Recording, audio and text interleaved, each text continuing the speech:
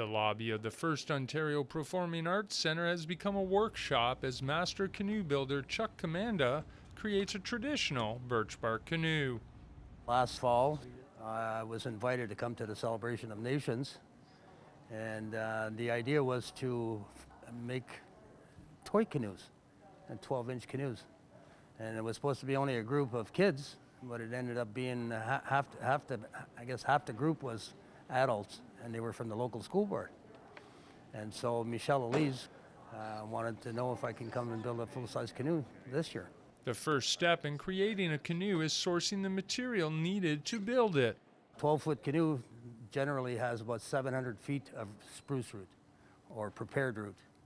And so in layman's terms, that would be roughly the size of 2 football fields. And so what I tell the people is the lashings that are on the canoe right now is what my apprentice is doing. They're typically 6 feet long.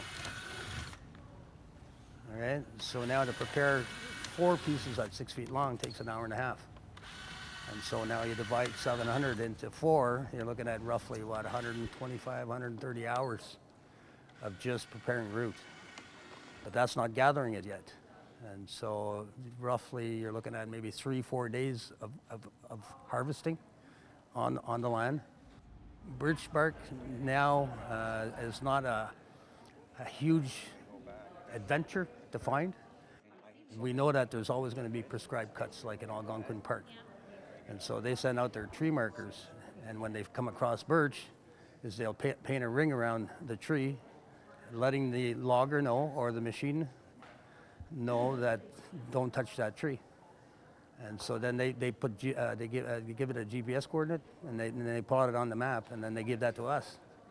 We know exactly where the tree is, and so we get to the closest bush road or logging road, and then we go in the woods from there.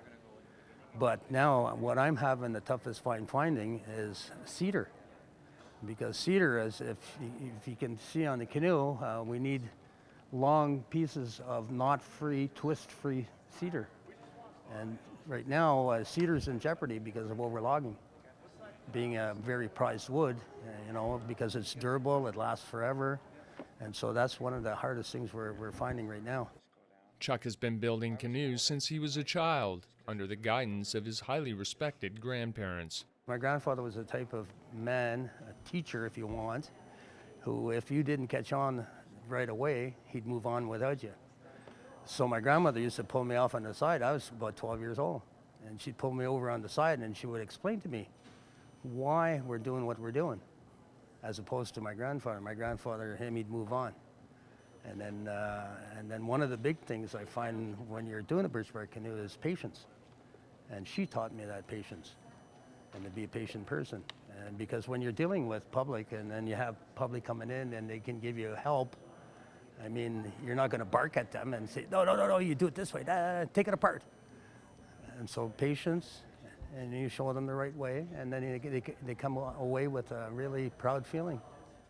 Chuck Commanda and his apprentice will be at the Performing Arts Centre until September 8th building the canoe. All are welcome to stop by and engage with them. In Niagara, you're watching The Source.